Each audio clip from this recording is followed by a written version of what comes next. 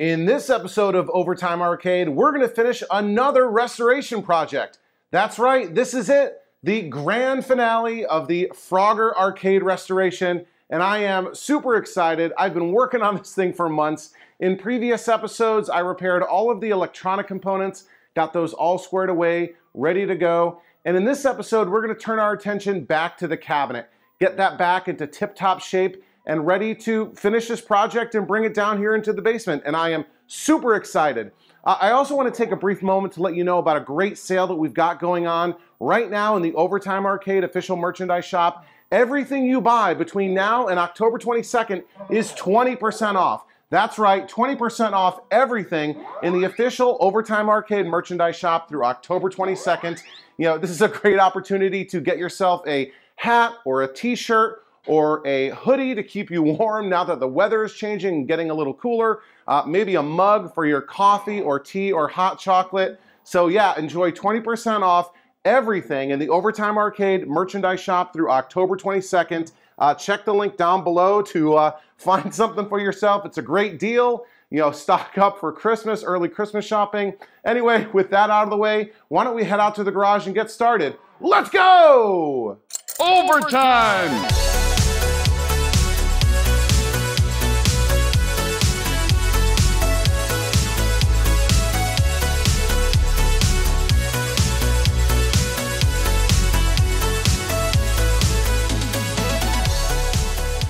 I know it might not look like it, but believe me, we are actually on the home stretch with this Frogger restoration. Just the last few things that I want to take care of. One of the things I really want to do next is put the new wood grain vinyl on the sides of the cabinet.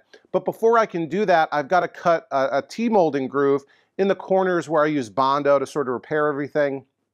So this cabinet obviously has Tmolding, and it kind of wraps around from the back corner at the top all the way around the front, and then down here actually underneath and back up to about here.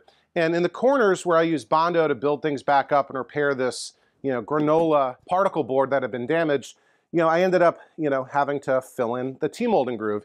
And in order for the Tmolding to fit, we've got to cut a new groove in it. So to do that, we use a router with a Tmolding bit. You've seen me use the router before. This is actually a relatively new addition to my repertoire of tools, but I don't think I've cut a Tmolding groove on camera before. So this is the bit that I'm using. It's it says a slot cutter.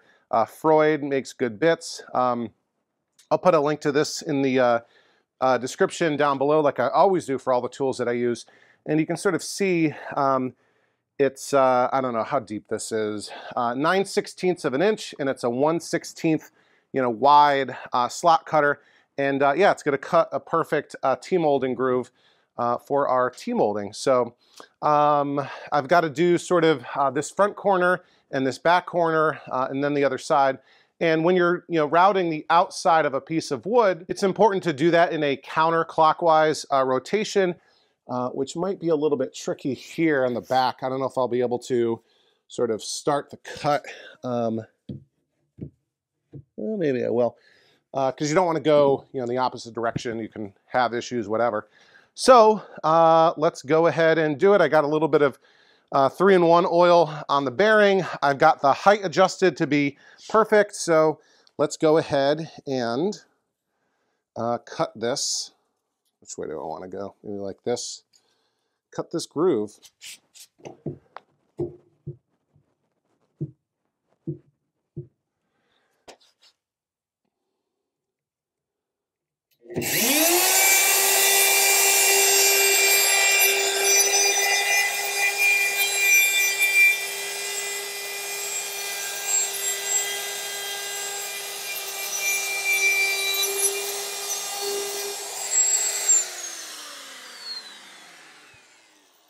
All right, that looks pretty good.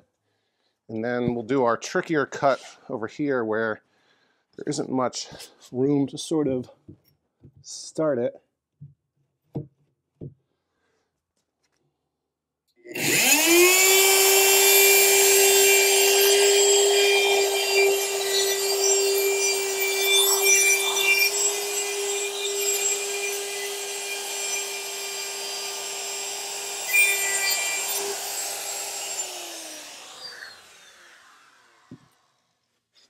All right, I think that looks pretty good.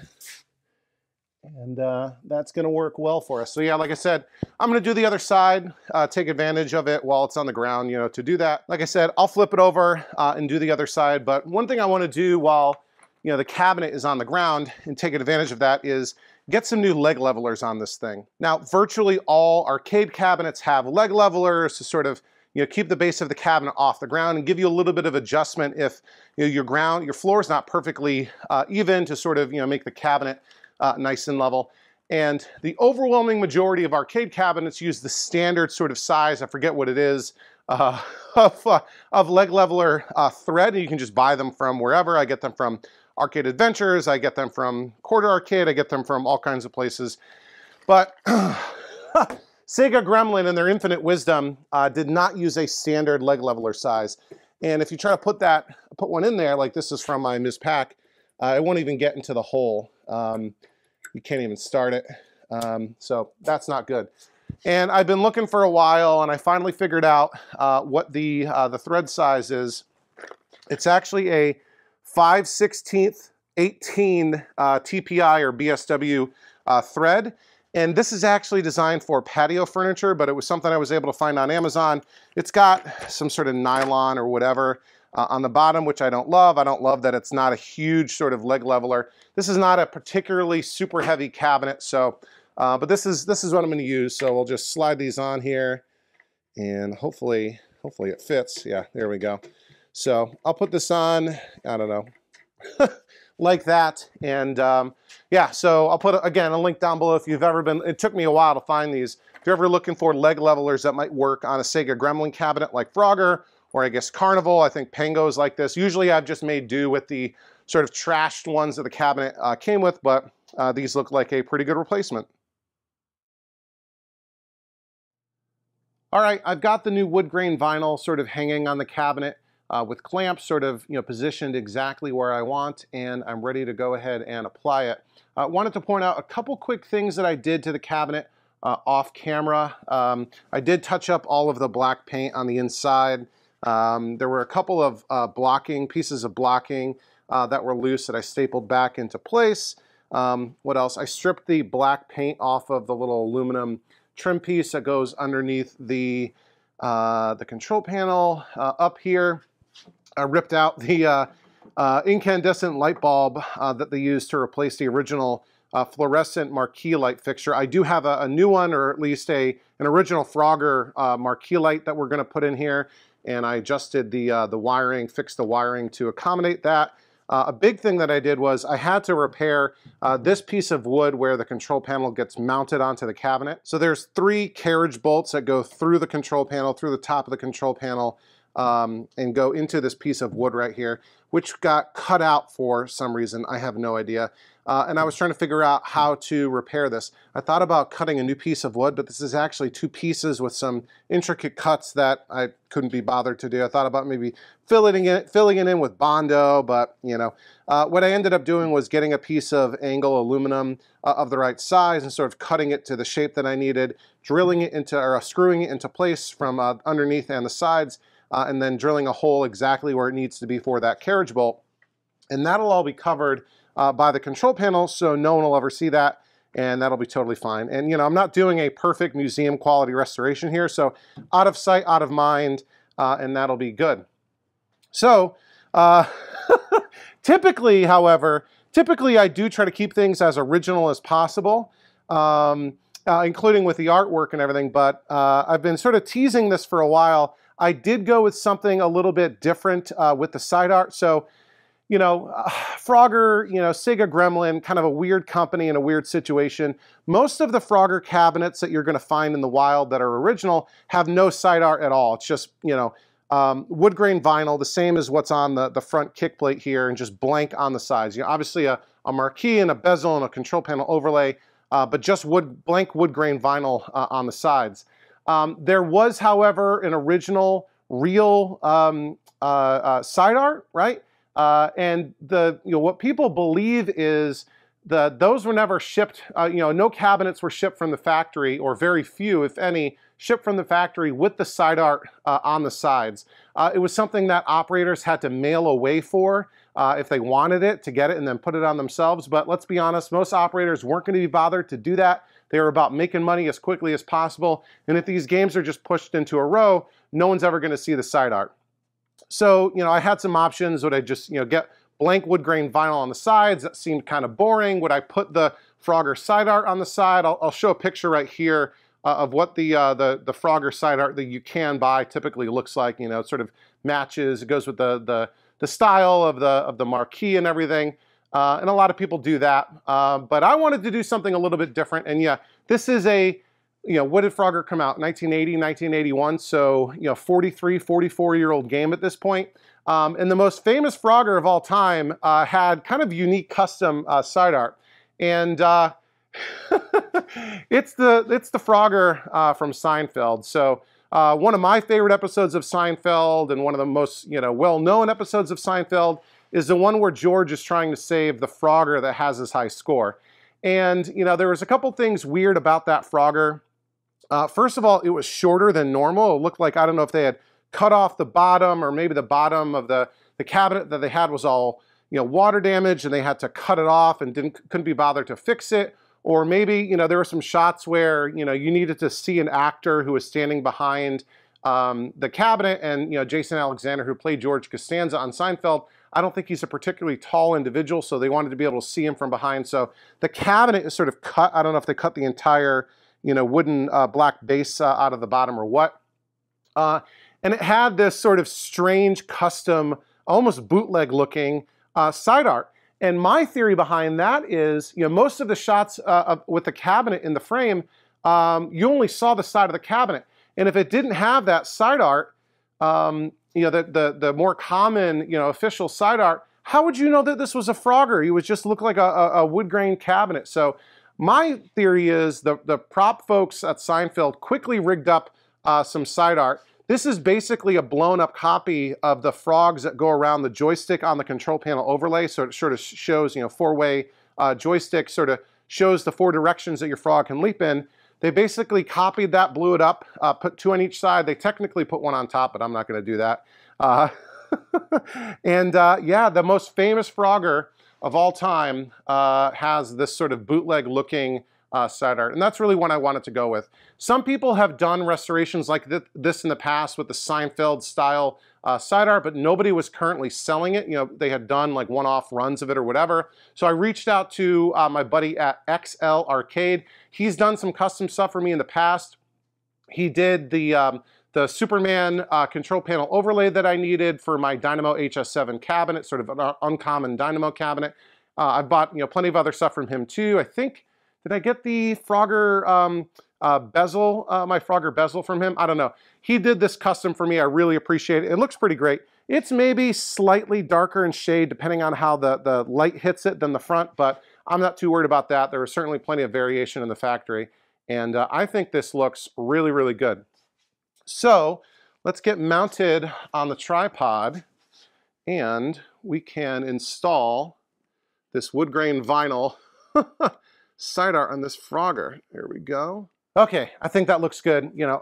This is a one-man show. I don't have a producer or anything, so I don't have a cameraman that's sort of figuring out the shots. So we'll just take a quick look at what it looks like in the frame, and I use my phone to film everything. So hopefully you can see what's going on here. Now, this was a full rectangular sheet when I got it. I got it mounted exactly where I want, sort of even on both sides. There is a slight difference on the 2 sides, because the frogs are not perfectly centered. They're sort of biased a little bit towards the back to kind of, rather than have them get cut out, over here, whatever. So I've got it lined up exactly where I want, and we can go ahead and mount this. So I'm using the dry method because I'm putting it directly onto raw particle board, and I don't want to use any sort of moisture to get into that particle board and expand. It's clean. The particle board is clean. It's sanded very, very fine because any imperfections will show through the vinyl pretty well. So yeah, we're going to be using the dry method for this. You've seen me do this before. I've got my vinyl cutting tool, sort of just a razor blade. You can use this for like cutting, gift wrap, wrapping paper. And I've got my squeegee with my felt on it. So I think we're good to go. The spring clamps are going to hold the vinyl onto the cabinet while I'm doing the top part, and then I can remove them and do the rest. I'll do it in sort of sections at a time. It's a little bit taller than I need, so we'll have to trim off the bottom before we apply that on. And I did sort of cut out this a little bit so I can get my clamp in here to hold it on. Otherwise, I'd have to clamp it from down here, and I'd be doing the whole half the sheet at a time, and that's just too much flopping around, and too much can go wrong, especially with the dry method. I don't want to risk it. So let's get this backing paper peeled off. All right, that's coming pretty good. All right, and then right here, as straight as we can, I'm going to come across and cut the backing paper. And this tool is great, highly recommended. It comes in a vinyl application kit. I'll link to it down below. Jeff Kinder's the one that put me onto this one. It's nice. It comes with magnets for applying stuff to metal. It's great. So here we go. We're going to go a little bit at a time. And there was a slight wrinkle on the backing paper, but that's not going to come through on the vinyl, I don't think. Just come on up, avoiding dreaded air bubbles. And this is laying down pretty good.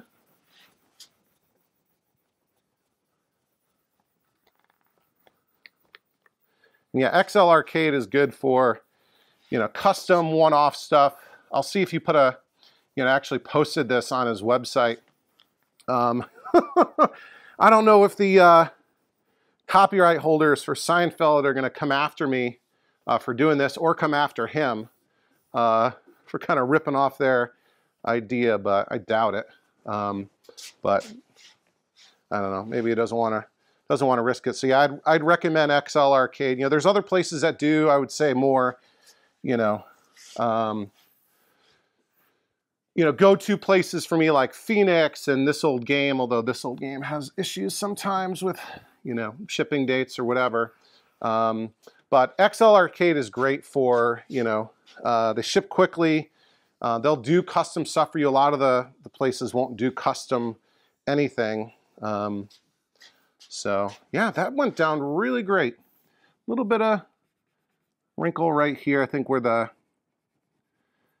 it's coming out though, of where the clamps were at one point. So I'm feeling good about this. I'm going to cut off maybe to about here. So let me pull this down. We can remove all of these clamps now, since the adhesive is what's holding the vinyl on right now. And like I said, I'll come up about halfway of what's left, peel that back, cut it, and then lay it down. Walk back from the cabinet. Make sure I don't tear the vinyl.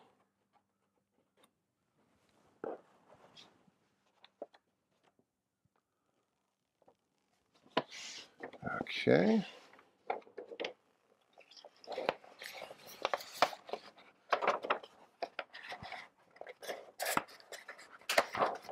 All right, that's pretty good. We'll cut.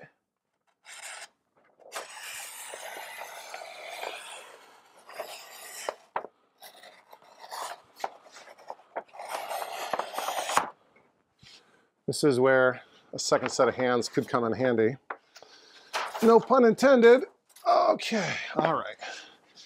And keeping it away from the cabinet, we're going to walk this down with the squeegee, a little bit at a time.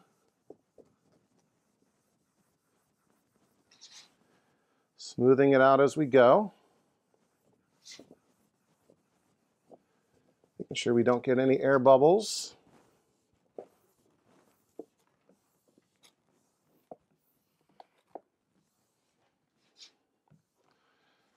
Get this corner started.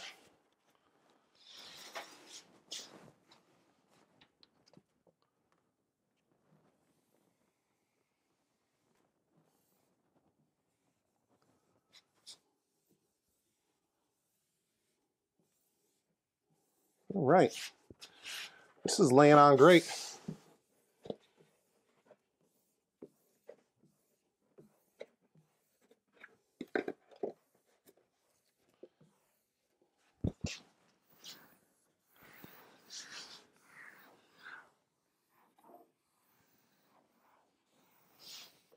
All right, now what I want to do is the last section, and I think we're going to wind up being a little bit long, but rather than trying to trim it first and potentially triggering a disaster, I'm just going to lay it on and we'll deal with the bottom when we get to it. So pull this back, get this last section of backing paper. I'll actually just hold it and we can go down like this. Yeah, this is laying on nice.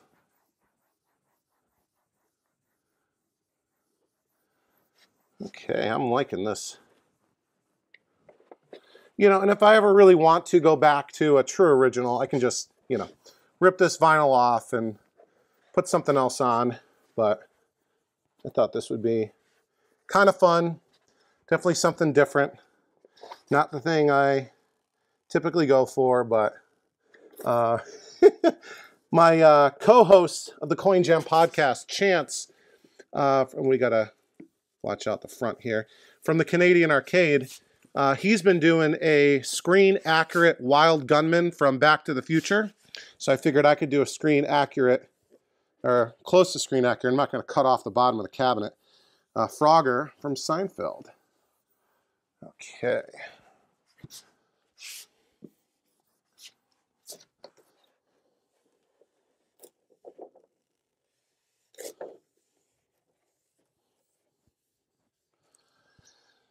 Okay, here at the bottom, I think I might just go for it.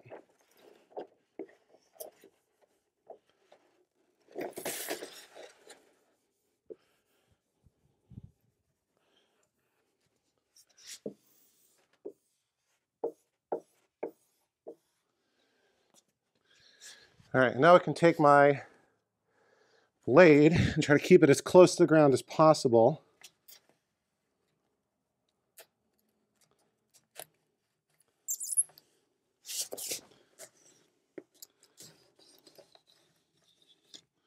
Like that.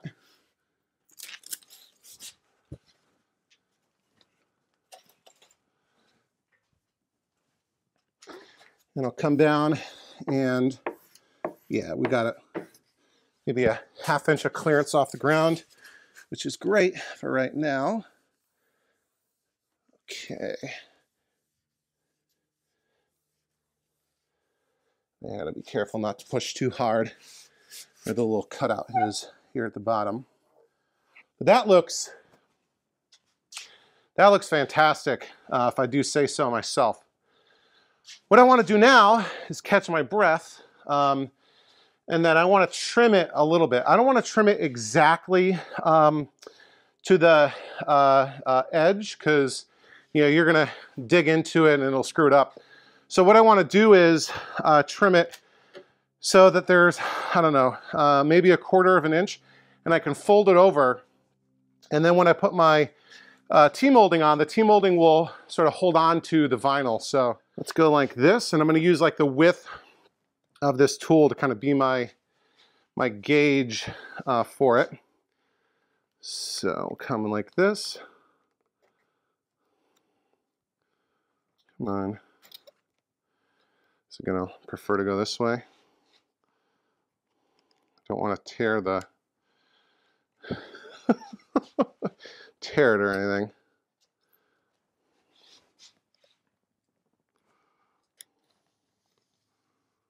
There we go.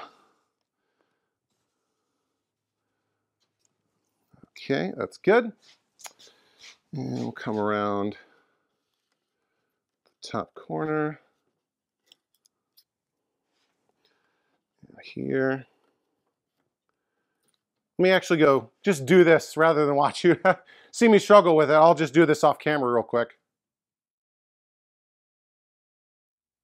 All right, how does that look? I actually went ahead and, you know, applied the vinyl on the other side and tucked it all in on both sides. And I even installed the new Tmolding. This is just black, flat Tmolding. I got it from tmolding.com. And yeah, I kind of tucked the vinyl, the edge of the vinyl, underneath the Tmolding all the way around. I think I showed that before in the Primal Rage restoration. But I'm thinking this is looking really nice. You know, it is a little bit darker than the wood grain on the front. And maybe in the next time I order something from XL Arcade, I'll ask for a little piece of the vinyl pattern to apply there. But for now, it's totally fine. This is going to be in a row, so only I will really know that the frogs are even here. So yeah, that's looking good on both sides. One thing I want to address, even if I will maybe eventually replace the wood grain vinyl, is there's this gouge on the front. There's this gouge on the front kick panel here that I want to attempt to repair. Okay, and yeah, this is the original wood grain vinyl. We stripped the black paint off. And you know, this is good enough here on the front to leave, but the sides were totally trash and could not be received. And so this is obviously particle board cabinet. There's a little bit of a gouge here, and some of the wood grain vinyl pattern has been removed. So I've got this little kit here. It says floor and furniture repair kit. This basically has markers and also like crayons. The crayons are designed to kind of like fill in the gouge, like the volume of it with whatever color, and then you can kind of touch it up with these markers. There's all these different colors. So there's lots of different kits like this. I thought this was a nice price, got good reviews, and lots of different colors here. So we're going to start by with a pencil, and I've never done this before. I just got this stuff. And this pencil, this wood filler stick, it says, and I picked light brown to start. We're going to fill in this to kind of raise it up to the surface of the cabinet. So I'll just come in here with this crayon and kind of rub it in here, and the material will get transferred. All right.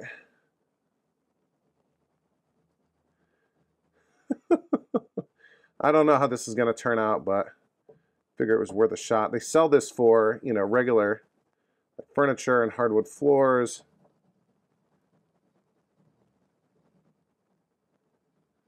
All right, I feel like that's probably pretty good. It's just like this wax material that's getting transferred. And I think I'm supposed to wipe it with the cloth. All right, to start to blend it in. Is that looking better already? It looks a little green though. Okay.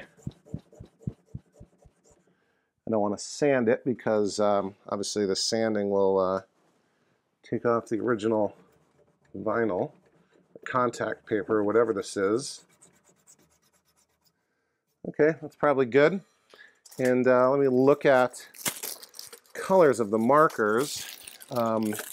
And these markers are designed to sort of, you know, bring our colors back. We do have a really dark, almost like chestnut. I'm going to use one of those for the darker, almost black highlights. Sorry if this is making all kinds of crinkly sounds. So that'll be our top color. And our base color, this almost looks too light, but I'm not sure if there's another that's just like it.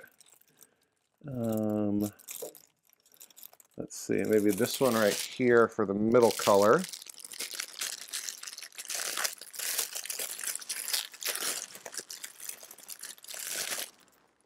This is cherry. And what about our lightest color? I don't know if I really want to go with this light brown. It almost looks a little green, but this bamboo is definitely way too light. And over here, maybe we'll try this oak. So the markers I'm going to try are oak and cherry and chestnut. And I'm basically just going to kind of color it in here. It's looking a little red.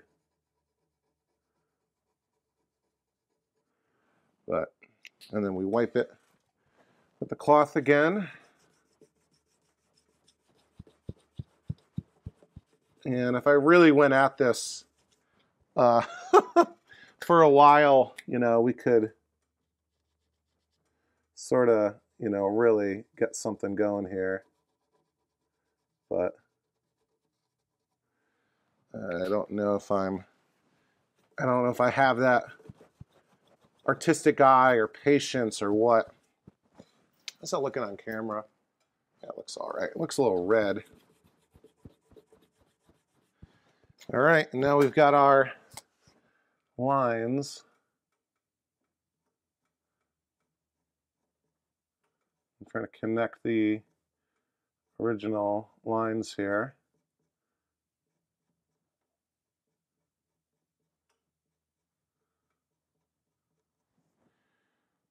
And like I said, I'm no artist, but let me stand 6 feet away. Yeah, you can still kind of see it. Anyway, that was my attempt. I'm sure if I spent more time blending and, you know, let's back up the camera, and trying out different colors. Yeah, you can kind of see it there. But in a dark arcade, if I didn't point it out to you, you would never know. So anyway, that's an attempt. Yeah, I've got some other games I want to try these things out. I might have more success there, but it's you know, better than it was, I think. Check this out. I've got a little before and after action going on over here. So I wanted to freshen up the coin door a little bit. Yeah, it's not in terrible shape. It had some rust, whatever. I didn't want to do a complete, you know, overhaul of it and strip the paint down to bare metal and do all that. So I really just, you know, gave it a sort of quick spray of black spray paint over the top, and I think it's looking pretty good. I'm actually using a slightly different paint than I normally use. So my typical paint is the Rust-Oleum Universal Satin, and I like that stuff, but there's two things wrong with it. One, it's expensive, and two, I've actually had a couple of cans lately where when I go to spray it for the first time, the paint just goes everywhere. I don't know if the nozzle was damaged or what, but it gets all over my hands and everywhere, and not really happy about that. I don't like wasting, you know, an expensive bottle of spray paint, and you know, especially with the mess that it makes. So I tried this stuff from Ace, and I think it's basically the same stuff. It might just be a generic one made in the same factory. It doesn't have the fancy tip. It's more of a normal spray paint, you know, rattle can tip, but I think it came out pretty well. I was very happy with that. So I also, you know, obviously as part of that process, disassembled everything. And the coin mechs on the Frogger, very similar to like a Nintendo Donkey Kong or Donkey Kong Jr. I don't know how to say this. It's Asahi Seiko, you know, Japanese, or I guess, you know, maybe distributed by West Germany. Who knows, back in the day. So very Japanese style coin mechs. And the faceplates here, so this is sort of the before and after. This is the before and this is the after. They get like, I don't know, tarnish. I don't know if this is a finish, this sort of almost pewter gray, but you can see when people keep missing the coin slot, it scratches it all up and exposes the raw metal underneath, and that just looks, you know, pretty beat up. And here is the after. You know, there's a little bit of the finish or whatever around the coin reject button, but otherwise it looks really nice, almost like a brushed stainless or whatever. And the way I was able to do that was just with a little piece of Scotch-Brite, right, and some elbow grease, and just sort of, you know, take this all off. And I think technically it takes this finish off, but that's the only way to get it nice and uniform and to avoid this sort of wear pattern. So I'm going to go ahead and Scotch-Brite the other one. We'll get that all nice and shiny, and then I'll be able to reassemble the coin door. Okay, next up I want to install a Marquee Light fixture, and here's an original Frogger Marquee Light that I got from a very generous Clav forum member who had posted this like, I don't know, 7 years ago and no one ever bought it. And rather than respond to a 7-year-old for sale thread, I PM'd him on Clav, and he still had it, and he honored the price from, like, I don't know, whenever it was posted. So when I got it, though, I realized a couple of things, and I went back and looked at, because it didn't seem to quite line up with stuff. So I went and I looked at the manuals, and apparently, you know, again, in Sega Gremlin's Infinite Wisdom, there were a couple of slight variants of the Frogger cabinet that used slightly different Marquee Light fixtures. Some of them actually got mounted behind the speaker, which is really strange. And I guess there were two different, there's carriage bolts that come down from the top that hold the ones that go upside down like this. And this had a different, you know, the original carriage bolts, you can sort of see here and here, are too narrow for the carriage bolts there. So drilled a new one, and the first one actually, you know, interfered with, you know, the marquee wouldn't get on the front of the monitor, I figured out. So, excuse me, I drilled some new ones, and yeah, we can come in now. Did I just bump the camera? And mount this up. All right. Oops. This carriage bolt wants to move. Okay. And now it's, you know, before it was so far forward that the marquee wouldn't close down on the cabinet. So I can come in here with the bolts and, or the washer and nut, and if I let go, this will just fall, right? Yeah. Oh yeah. All right, let me struggle with this a little bit off camera, and I'll get everything bolted down and in place. All right, the Marquee Light fluorescent fixture is fully installed, plugged in. Cables are sort of zip tied up over here. The ballast is grounded. I think we are good to go. Also, while you weren't looking, I went ahead and put the harness and the power supply back into the cabinet. I don't have the PCB plugged in just yet, but this is going to allow us to test the Marquee Light fixture. So keep your fingers crossed. I'm going to pull the interlock switch, which is the only power switch in this cabinet. Thanks, Sega Gremlin. Here we go. 3, 2, 1. I hear the hum of the transformer. And there we go. We have our Marquee Light. So why don't we go ahead and put our reproduction Frogger marquee back into the cabinet. Now, even the way the marquee goes in is sort of weird. It's similar to the Carnival. There's just these two wooden slots, and I think theoretically you can take this whole panel off, but you don't want to do that. In these tracks, in these slots, there are these metal, like steel, I don't know, they're kind of, they act like springs. You see how wavy they are? And you kind of squeeze them together. You're supposed to be able to push down and get, like, you know, but you don't exactly know where the holes are here. There are these little cutouts. And this is probably not going to stay in on its own, I'm guessing. Okay, I think one of them is supposed to go on the bottom and one of them is supposed to go on the top. But I can't get one to stick up above. It doesn't want to hold in there. So I'm going to put 2 on the bottom, and we're just going to live with that. I think it'll be fine. It's just terrible, terrible design, but I think it'll be okay. So we'll put our Frogger reproduction marquee from this old game right in there, and we should be able to push down, hopefully. Get it all lined up. There we go. And there we go. Pops right in. Look at that. Looking great. Oh, there we go. Made an adjustment on the camera. Looks great. Okay, so let me think. I think next I need to put the monitor in the cabinet. Okay, I reinstalled the monitor back into the cabinet. And I'm sorry if my voice is shot. I just got back from cheering at my kids' football games all day. But yeah, the monitor is hooked back up, ready to go. And I'm installing the bezel right now. This is a reproduction bezel. I got this from XL Arcade, just like I got the side art from. And the original is actually cardboard, and it sort of has these kind of, I don't know, curves to it. It's almost three-dimensional, that sort of kind of hug onto the face of the tube. And this is just a like sheet of cardstock, basically. I had to cut out the middle. I had to crease the top, but it's a good temporary solution. You know, Arcade Shop in the past has sold a cardboard bezel with all the, you know, sort of accoutrements, you know, very similar to the Pango one that I got from this old game.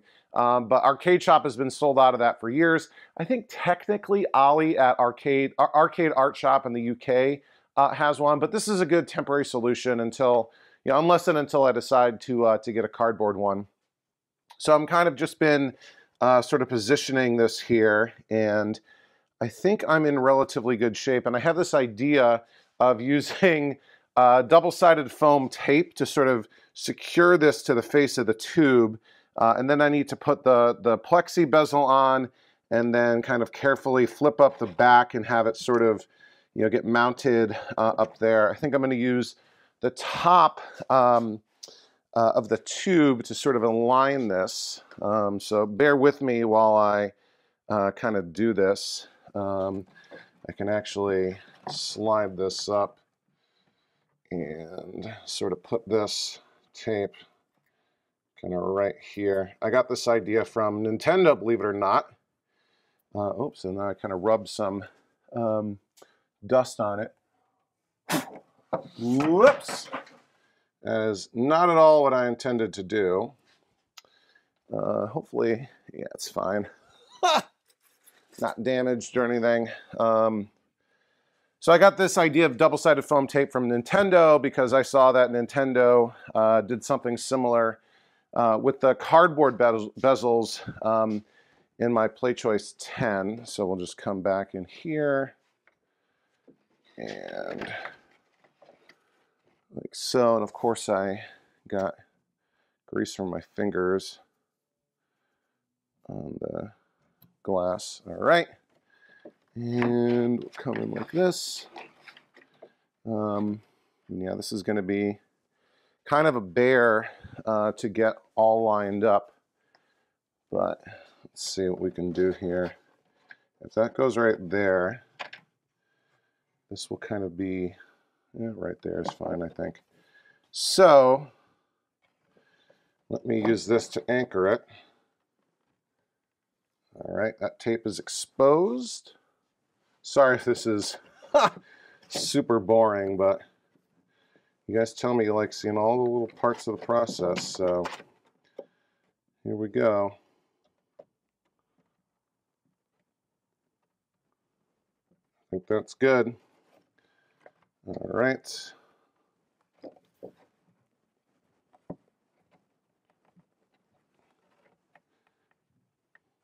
All right, I'll get the other three parts of the foam tape on the sides and bottom, and then we can move on to putting the Plexi bezel back in place. All right, I think that looks pretty okay, and now I can come in with the Plexi bezel, which is really two pieces. There's this outer black sort of border and the inner Plexi piece itself. And if I line everything up, I should just be able to slide it in like this. And there are 5 bolts that hold it in place. Like, let's see. There we go. There's one. All right. Okay, I'm going to go get this bolted in place off camera real quick. All right, that's all bolted in place now. The Plexi bezel and frame, if you can't tell by the glare. And I've got a couple more pieces of double-sided tape on some blocking here in the back. Typically, I think the cardboard bezel is supposed to wrap around from the back and get stapled on.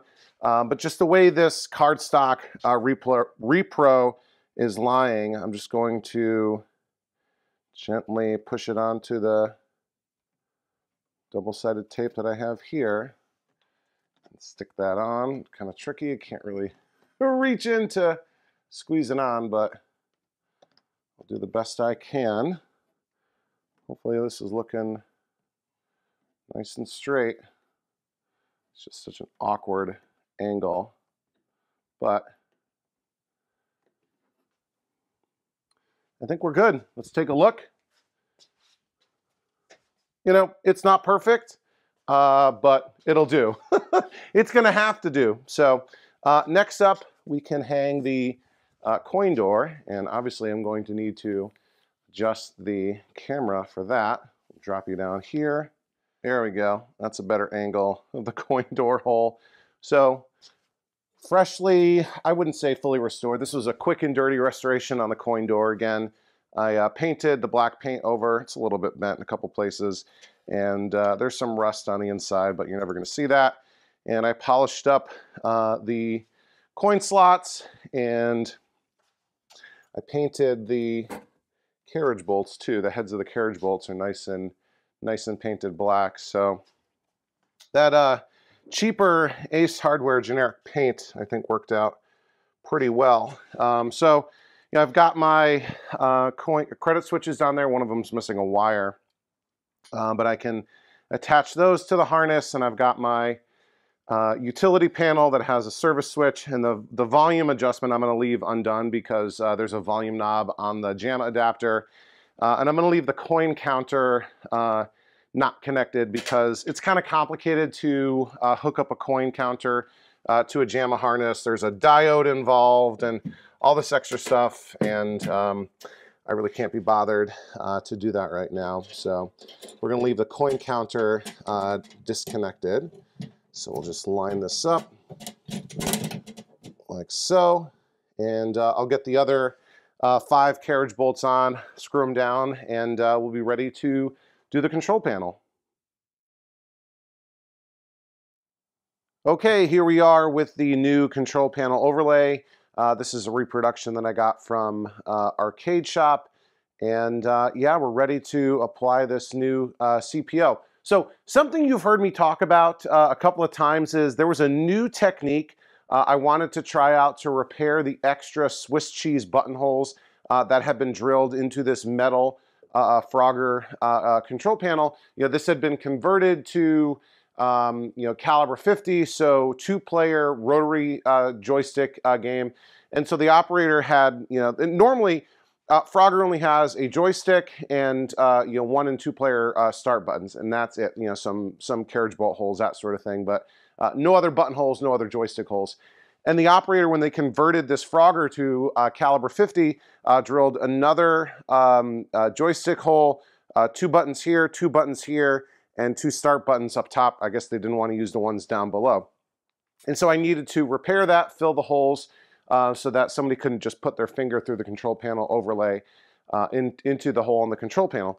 You know, I've tried a couple different ways to do this in the past. I've used JB Weld and washers to kind of sandwich them together and provide additional backing. I did that with the Pango. For the Cubert that I restored recently, I actually learned how to weld. My welding rig is down there.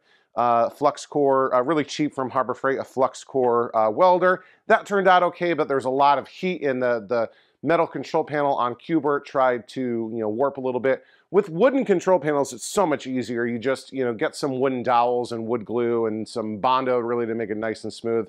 Metal's a lot more challenging. So the welding was okay, but that was a lot of constant fighting it, you know, trying to warp from the heat. And so my buddy and channel member, Ty, you might know Ty, you know, he's been around for a long time. You know, people call him Uncle Tiggy sometimes. But Ty, you should follow, you should subscribe to Ty's YouTube channel, Ty Laurie.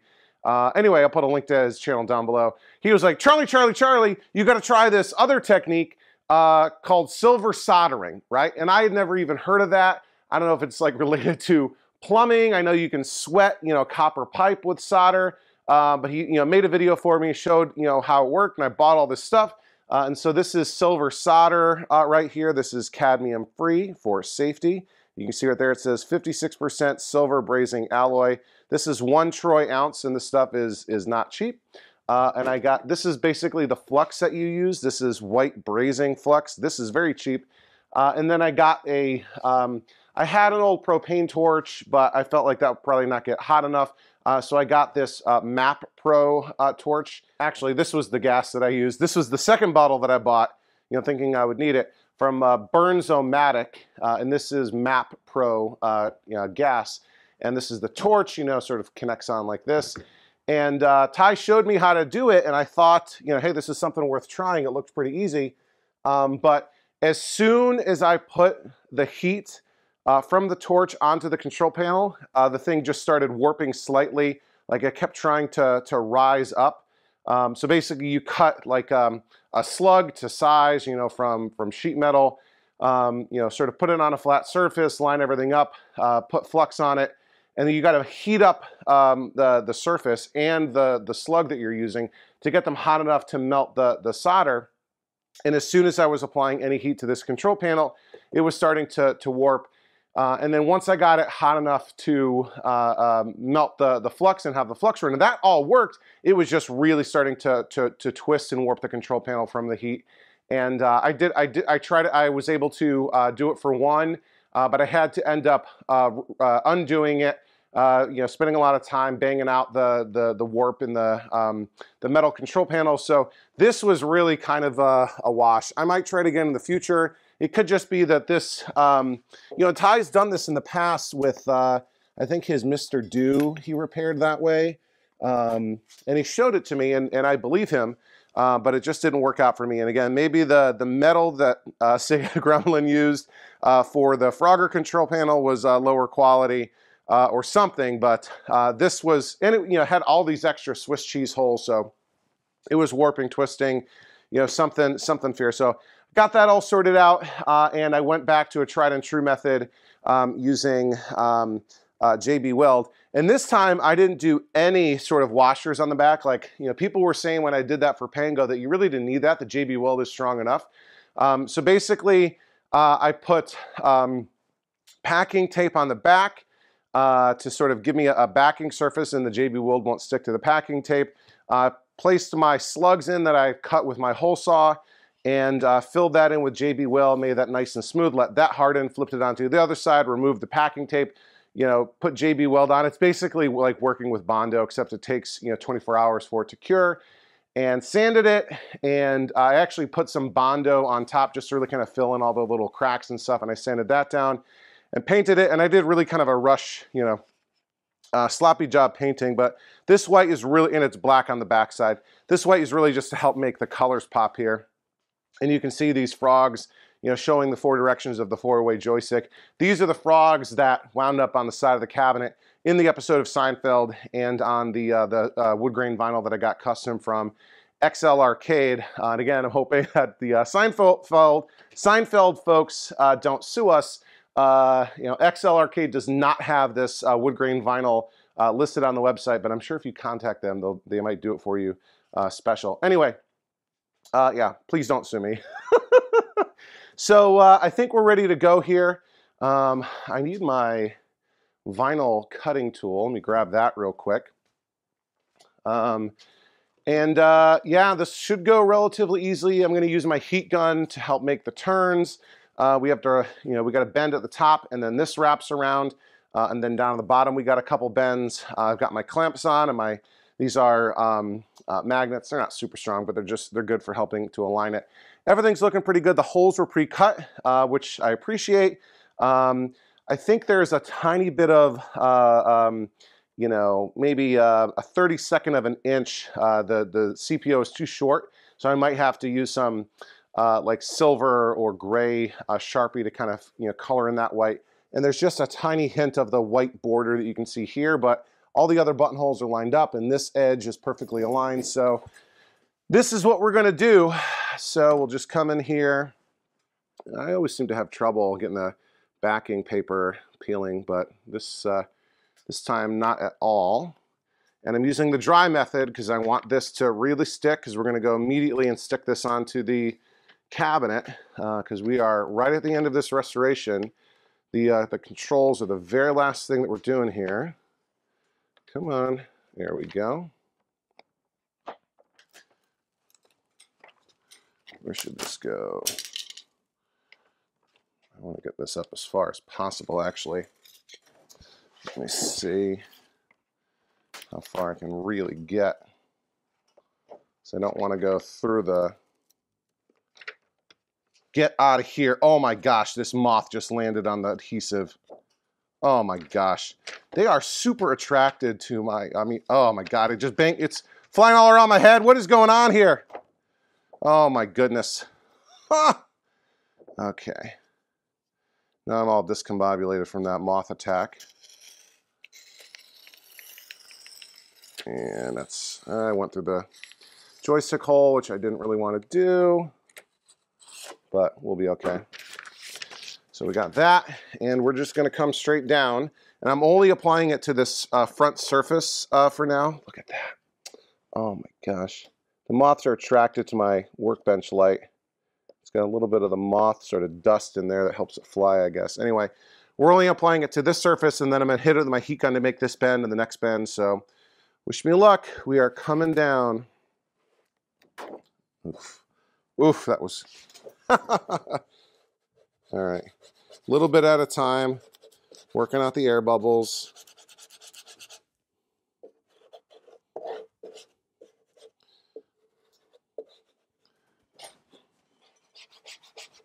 This angle where I'm coming back to myself is not ideal, but we'll be all right. Okay. Whoa.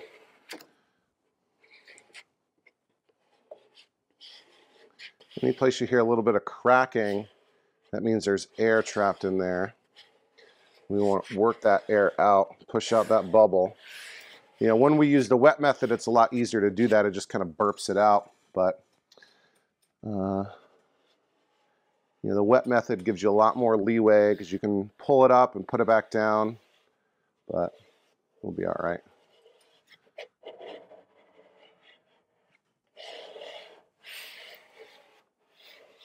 All right, I think that's okay. So I'm gonna grab my heat gun here. We're gonna use the lower setting and just apply some heat to help soften up the control panel overlay material, to help it to bend down and make this turn. So we'll just soften this up a little bit. You want to move that heat gun back and forth. Don't keep it in one spot because we're only trying to melt it a little bit, not a lot. So I'm just going to use my hand and kind of round it off from the middle. There we go. Okay. There, all right. And then we'll work it this way. That front edge is always the hardest. You know, if you're not careful, you will end up with a little air gap, which is what I want to avoid here. So just using my thumb to kind of roll it over. Hopefully I'm in frame and you can see what I'm doing here. All right, that looks good on this side. And same thing over here. Thumb helps roll it over.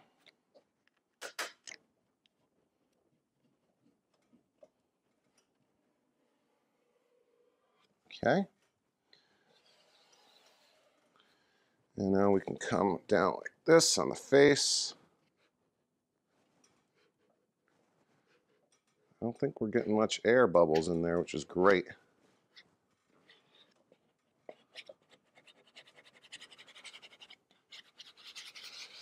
Okay, and we have one more edge actually on the front. We have to bend this over again. So I'll put a bit more heat and we'll make this front turn.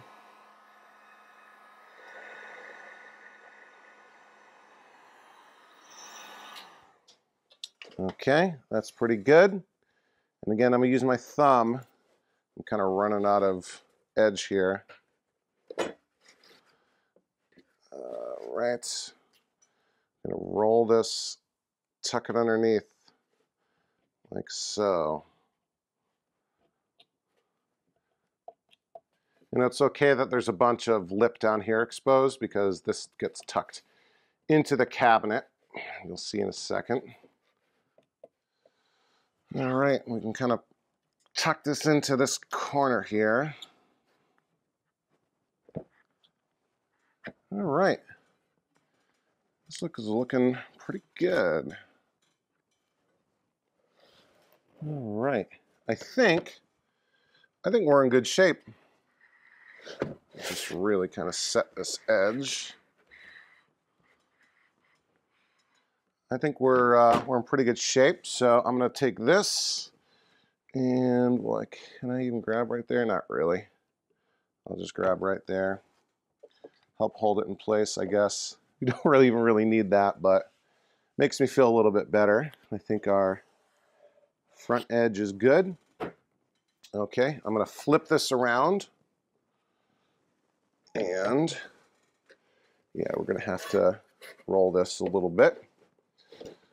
Okay, so we can pull our magnets and pull this back and peel the rest of our backing paper off carefully. We don't want to rip it and leave a sort of remnant underneath, so that'll cause a bump.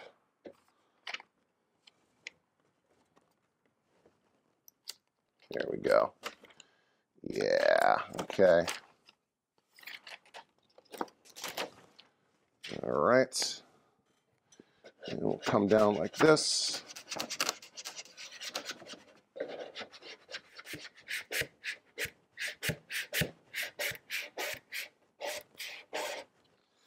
All right, we got one last bend to make, so we'll use our heat gun again.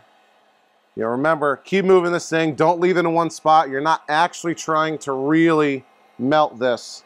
You just want to melt it enough so that it's pliable where it can really make that turn. Because this is the sharpest. This is a total wraparound right here. So get this all softened up. Okay, that should be enough. So I'm going to go with my hand and really kind of start this from the middle, working my way out.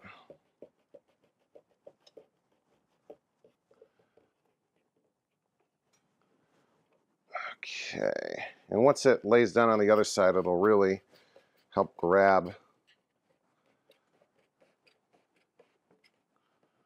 Okay, and just sort of make sure. Whoa, I'm laying down. Actually, I'm going to put a little bit more heat really to help with this turn. All right, let's do it from the inside out. Okay. Yeah, grab that. Yeah, all right. Okay. How's it looking up top? Pretty good, I think.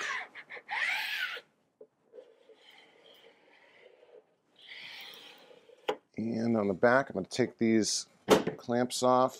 We'll flip it around and really get this to lay down.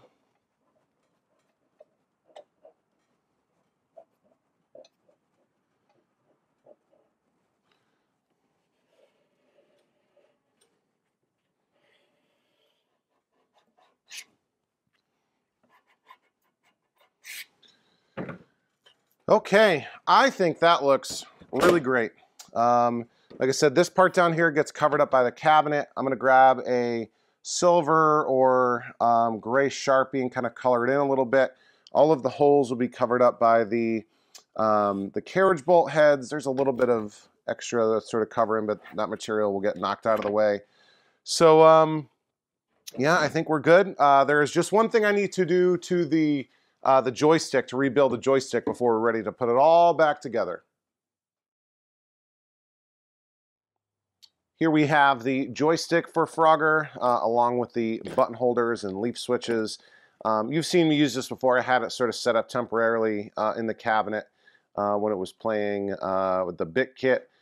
Basically, this is a Wicco joystick. This is considered the tall, skinny Wicco. So skinny refers to the thickness of the shaft here. Tall is the height or the length of the joystick. And it is a four-way, as you can see by sort of square diamond sort of pattern in the restrictor, and we've got leaf switches on the bottom. Very simple. We're going to replace the grommet inside, which is this piece here. This is the replacement that I got from Arcade Shop, and it is the Skinny Wicco grommet. So we're going to take it apart. We'll clean it out. We will replace the grommet. And the ball top itself looks pretty good, nice and shiny. You know, if this was really all scratched up, we could use Novus to do that, but I don't think we need to do that in this case. I would like to get the shaft a bit cleaner. It's got a bunch of rust on it, maybe a little bit of pitting. And to do that, we're just going to use some Scotch-Brite. You know, you can also use like sandpaper, but Scotch-Brite works pretty good. So we're going to remove the joystick shaft from the assembly. We'll open it up to replace the grommet, and we'll use the Scotch-Brite to clean it up. So to remove the shaft, there is a little E-clip here. You always got to be careful because these things want to go flying off and go crazy. So I'll grab it like this and just rip it off. I know there's a specialized tool for removing and replacing these things, but that tool costs like as much as 100 replacement E-clips cost. So we're not going to buy that anytime soon, although I probably should keep a stash of these on hand in the sort of standard sizes. So we will slide the shaft of the joystick out. This is the actuator. I'll pull that out to put that aside for safekeeping. We'll probably clean up this dust washer that sort of goes underneath the control panel on top of this, so this does not stick up top. We'll clean this up a little bit, and we'll put this aside for a second. Grab my screwdriver, and we can open up the joystick assembly itself, which is just 4 Phillips head screws that hold this together. All right, pull that up. And we have a washer. I got to remember my sort of directions here. This washer goes like this. And we grab my new grommet. The side, and you see the side that's longer and sort of more convex, and the bottom side is shorter and concave. We want to go so that this goes to the top, which, because this is upside down right now, is like this. So we'll put this here for reference sake. And here is our old grommet, and you can see the cracking in that rubber. And I can sort of pull it a little bit. Let me grab the joystick and really do a number on it. You can see how torn that is. Yeah, that's what really makes the joystick sloppy. So we'll throw that out. Whoops. And we've got a plastic washer in here. So that's good. So yeah, let me get this all cleaned up. What I'll do is I'll actually chuck this into my power drill. And rather than having me go like this by hand for a while, I'll be careful not to touch the ball top, but I'll just spin this in my power drill with the Scotch-Brite, and this will be nice and shiny in no time. Okay, look at how shiny that came out with just a couple of brief seconds in the power drill with the Scotch-Brite. So I think we can start to reassemble this. We want to make sure we're putting this in the correct direction, which is that. And this goes on that side. And there's a washer that goes on, let's say, right here. And get our screws in, get these all lined up.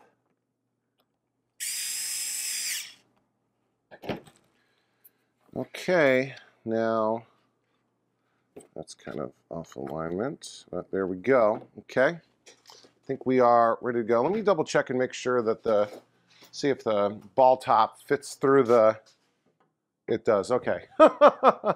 It's a small joystick, so the ball top fits through the joystick hole, so we don't have to worry about it, you know, putting it on while it's mounted onto the control panel. So we'll get everything lined up.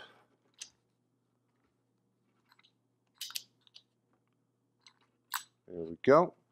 Push through, grab our actuator, and you got to kind of finagle the leaf switches out of the way. Okay, that looks good. And we've got our E-clip.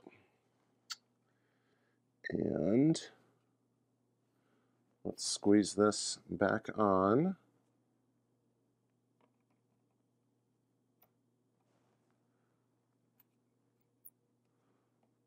Okay. I think we're in business. Look at that. Let's see how this feels.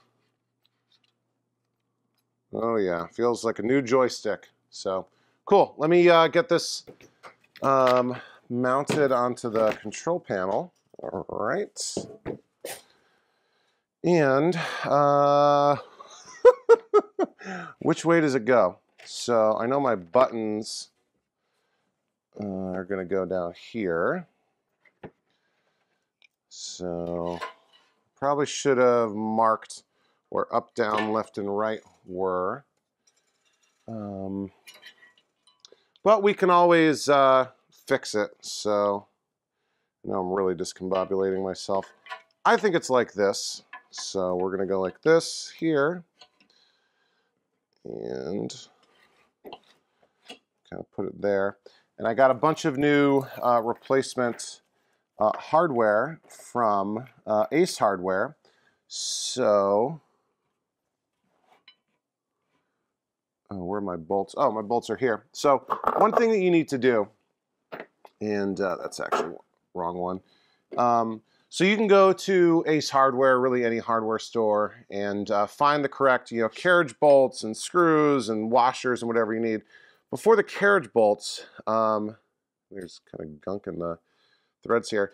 They'll often have like some text or letters or whatever on the head, and you can sand that off. But then that often is removing the zinc finish.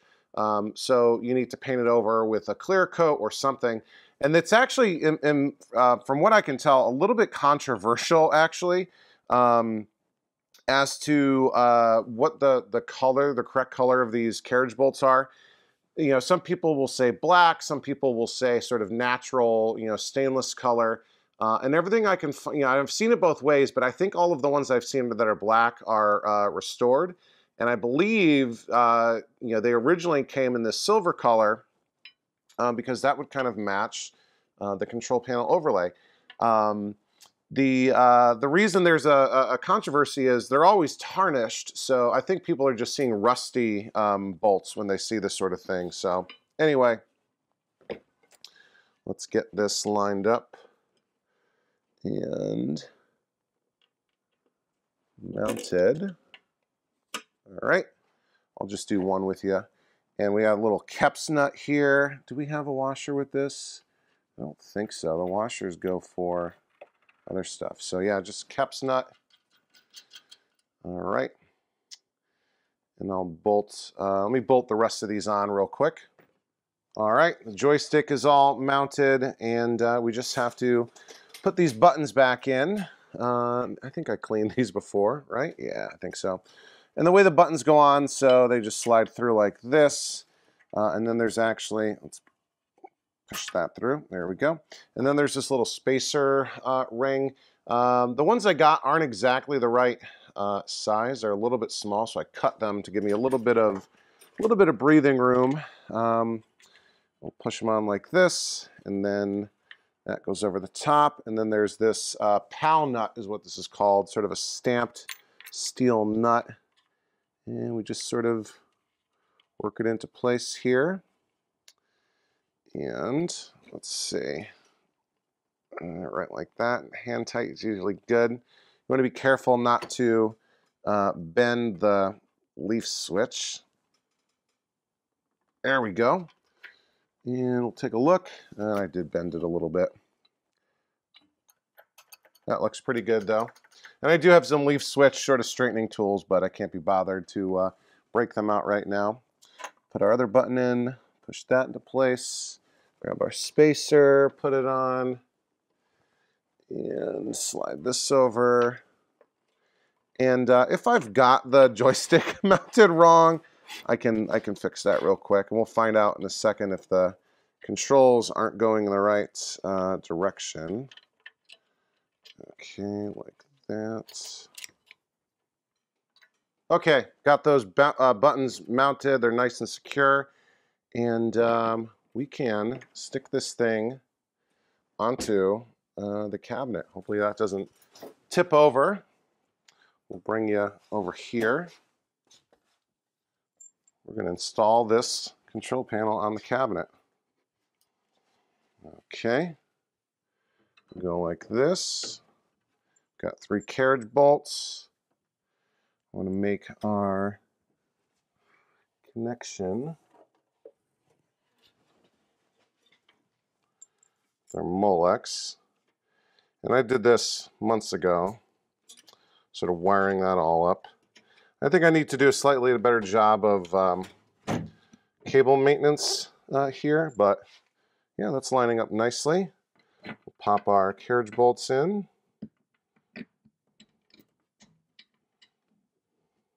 Okay. And here. And here. And I'm going to reach down from underneath, and there's some wing nuts that I need to screw on, so I'll go do that real quick. And there we are. Control panel is mounted on the cabinet. And ladies and gentlemen, I think that's the last piece, and we're ready to fire up this Frogger and test it out for the last time. We can come back around to the back here, and yeah, I've got a back door. It's right here. It's the makeshift one that it came with. But yeah, there's our PCB, and there's the sticker on it from when I repaired it. And we've got our gem adapter from Geek PCBs and our harness from Bob Roberts. And I think we are ready to fire this up. So let me get this camera mounted on a tripod, and we'll give it a shot. Okay, this is it. I think we are ready for the moment of truth. We're all ready to go. I got the back door on, which engages the interlock switch. I'll turn off the house lights. And you can probably see almost nothing right now. So, yeah, let me throw the switch on at the wall. Here we go. Everything's plugged in, ready to go. 3, 2, 1. What do we got? Any signs of life? Oh, Marquee Light is on. There we go. That looks nice. It is really dark in here. And look at that. We've got something on the screen. Bring it in here for a closer look. And we'll come down here and look at this. Look at that. We've got Frogger on the screen. Okay. Awesome. Awesome, awesome, awesome. That picture looks really good. Looks even better in camera, or in person than it does on camera. Let me mess with the camera settings for a second here. Okay, well, I hope this looks good on camera, because this image, this picture on this monitor looks fantastic in person. We're getting a tiny bit of light sort of illuminating. I think it's designed to sort of illuminate the cardboard bezel a little bit. You can't really see it on camera. And that's causing a tiny little bit of reflection on the screen, but this image looks fantastic. So I think what we're gonna do is, now that this restoration is complete, I can say it, this project's done. We can play a celebratory game of Frogger. So let me reach in, I think the camera's in the way, and hit the service switch. Oh yeah. To coin up, like this. There we go. Hopefully you can hear the music, and we'll play some Frogger.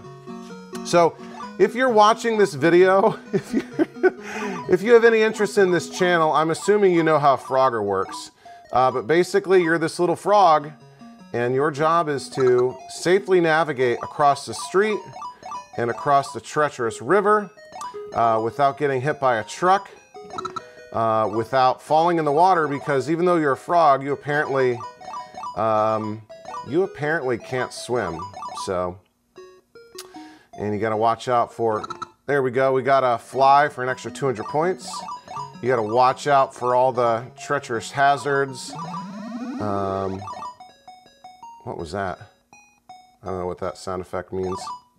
And this is giving me 7 men. Is that normal? I don't think I have the correct settings on this PCB, but we'll have to fix that before we get down to the basement. And there we go. We got our 5 frogs to their homes, and now we're on the 2nd level. Yeah, 7 lives doesn't seem right. Does it say it on the bezel? I don't know what the default settings are. You can sit on the back of the crocodile, but not the front. There we go. And, you know, you get points for just moving forward. You get points for getting to your home. You get points for grabbing a fly if you find one in your home. Here's a little lady frog that's going to jump onto our back. And we'll get right there. And we get points for how fast we go. So there is an element of speed here. Obviously, you don't want to get hit by a truck. And you'll see more and more hazards in the water, too. There's snakes and otters. Some of the turtles will flip over on you. And yeah, hopefully the music sounds good and you can hear everything. All right. And, you know, it gets faster and faster. The music changes. But yeah, this is great. I am so thrilled that this project is completed. I'm racing to get a whole bunch done. Uh-oh. Oh, there we go. You know, we just finished the one of the Cuberts I've been working on. I'm almost done with the Ms. Pac-Man, believe it or not. I've been painting that. There's the snake. And we'll be wrapping that up soon. I think Burger Time will get done pretty soon. I'm going to try to get the Tetris Cocktail done pretty quickly. And so we're just knocking out these projects. So I don't want to hear it from... Oh, I slightly missed the home there. I don't want to hear it from anybody that says, uh-oh, that was misinput. I don't want to hear it from anybody that says, Charlie never finishes projects. He just picks up new ones and starts them but never finishes them. Because look at this, another project completed. Overtime Arcade, there we go. Let's go get this lady frog. That's 200 points. You want to grab those lady frogs every time you see them. Uh-oh. And the flies, too. Ooh. Flies are 200 points. Lady frogs are 200 points. That's more than even you get for completing the, you know, getting to the home. All right. Yeah, I want to thank everybody who helped me out with this project. Overtime Arcade channel member Pete Gazellis sold me a PCB for a good price. The sound wasn't working, but we were able to get it fixed in no time. Oh, good thing I have all these lives. XL Arcade for the awesome Seinfeld-inspired side art. The wood grain vinyl with the Seinfeld sort of frog icons. And Bob Roberts. Oh, man. Bob Roberts for the harness. Arcade Shop for various parts. I think I also got the control panel overlay and the marquee from them. Let's see, lots of other folks helped out. And I'm probably forgetting it. Oh, the King's College football frat house. Oh, man. Oh, King's College football frat house that sold this cabinet to me. Oh, and then another Overtime Arcade channel member, Steve Lady, aka Catchery311, aka Mosaic Arcade on YouTube. He bought the Caliber 50 kit from me. The uh-oh. Oh man. He bought the kit from me, and the money from that basically paid for this project. So yeah, and I also want to thank you for watching this. If you've watched this whole playlist from when I picked up this Frogger, which was in a shambles, to this final episode where we've completely fixed it, I want to thank you. If this is your first time at the channel, welcome. This is basically what we do here. We fix old arcade games, we restore them, we repair them, we get them in tip-top shape. And yeah, make sure you subscribe so you never miss another episode. Go back, watch the whole playlist from the start if this is the first episode that you've seen. I release new videos usually every Sunday. This one might be a little late. This one might be coming out on Monday.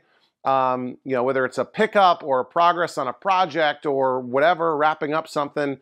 New videos every week. Sometimes I'll do shorts during the middle of the week, sort of a quick update on progress that I'm making on a project. I do some live streams. I have the Coin Jam podcast that I do with some buddies of mine. We got another episode coming up at the end of the month.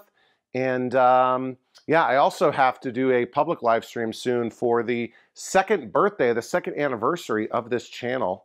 That just passed, so we need to celebrate that. If you want to support the channel, a couple great ways to do it.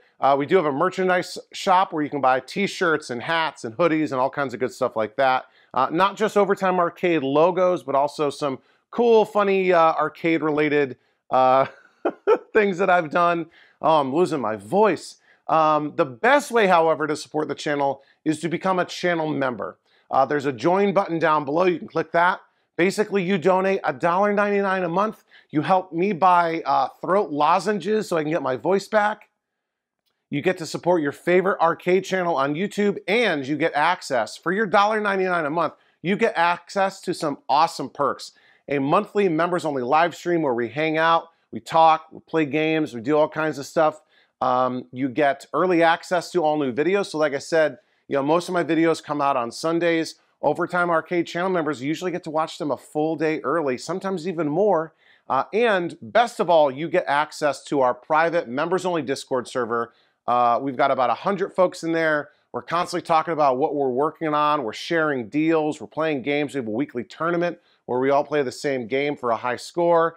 It's a ton of fun. So great way to support the channel. If you're interested, click the join button down below to learn more about what it means to become an Overtime Arcade channel member. But I am just in awe of this Frogger. I am very, very happy. It's been a long time coming, but this is definitely something that's basement worthy. So anyway, I think I'll wrap it up here. As always, I've been Charlie. Thanks for watching Overtime Arcade, and we'll see you next time. Overtime!